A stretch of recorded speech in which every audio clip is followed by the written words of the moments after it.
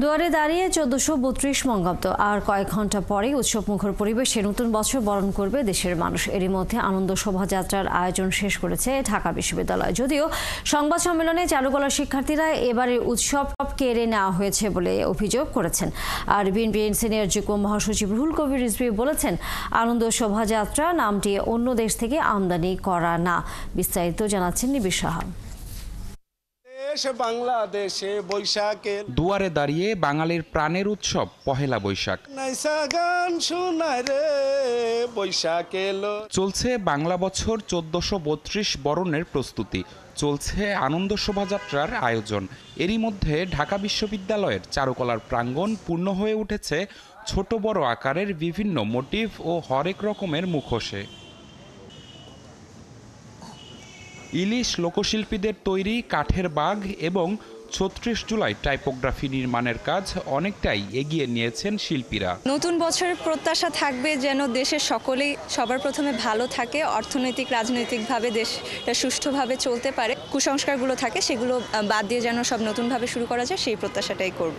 দিন রাত পরিশ্রম করে আমার পরিবার সহ আমার শিল্পী বন্ধুরা সহ আমরা এই একটা 100 ফিটের একটা পটচিত্র করছি। প্রত্যেকদিন আমরা ৬-৭ ঘন্টা ধরে কাজ করেছি। আপনার প্রত্যেকদিন আমরা আসতেছি, কাজ করতেছি, 6-7 ঘন্টা ধরে টাইম দিচ্ছি। আমরা প্যাঁচা বানাচ্ছিলাম, ভাগের মুখ বানাচ্ছিলাম, মুখোশ বানাচ্ছি। এছাড়াও আমরা প্যাঁচিবাদের কিছু জিনিস বানিয়েছি। এদিকে রবিবার দুপুরে সংবাদ সম্মেলনে বৈশাখ ফ্যাসিস্ট রেজিম মুক্ত নয় বলে দাবি করেন ঢাকা বিশ্ববিদ্যালয়ের চারুকলা অনুষদের সাবেক ও বর্তমান শিক্ষার্থীরা। শোভাযাত্রার নাম বদলের যৌক্তিক কোনো কারণ না জানালে আগামী বছর মঙ্গল শোভাযাত্রা আয়োজনের হুঁশিয়ারি দেন তারা। মঙ্গল শোভাযাত্রার নাম পরিবর্তন করা হচ্ছে, তা এবার বর্ষবরণ আনন্দ শোভাযাত্রা নামে পালিত হবে। আমরা এই সিদ্ধান্ত সমর্থন করছি না। যেই সিনেটের মাধ্যমে এই ধরনের সিদ্ধান্ত নেওয়া হলো সেটা মোটেই কাম্য ছিল না, কারণ চারুকলার শিক্ষার্থীদের মতামত ছাড়াই এই ধরনের সিদ্ধান্ত নেওয়া হয়েছে। কোনো কারণ না দেখিয়ে এই বছর পরিবর্তন করেও যদি তারা টিকে যায়, আগামী বছর তাদের অন্তত এই কারণটা দেখাতে হবে, না হলে আমরা আগের নামে ফিরে যাব। চারুকলায় এসেছিলেন বিএনপির সিনিয়র যুগ্ম মহাসচিব রুহুল কবির রিজভী। এ সময় ফ্যাসিজমের প্রতীক ফ্যাসিবাদী কায়দায় পুড়িয়ে দেওয়া হয়েছে মন্তব্য করে তিনি জানান, আনন্দ শোভাযাত্রা নামটি অন্য দেশ থেকে আমদানি করা হয়নি।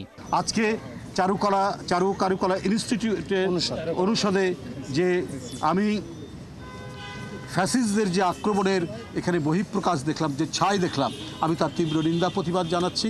আনন্দ শোভাযাত্রাই ছিল এটা আমদানিকৃত সংস্কৃতি, এটা আমাদের অরিজিনাল সংস্কৃতি না। এখন যে আনন্দ শোভাযাত্রা, সে আনন্দ শোভাযাত্রাই হচ্ছে আমাদের ঐতিহ্য এবং সেটাই করা হচ্ছে। নববর্ষের ঐক্যতান ফ্যাসিবাদের অবসান স্লোগান সামনে নিয়ে সোমবার চারুকলা অনুষদ থেকে বর্ষবরণ আনন্দ শোভাযাত্রা বের হবে। নিবিড় সাহা, ৭১, ঢাকা।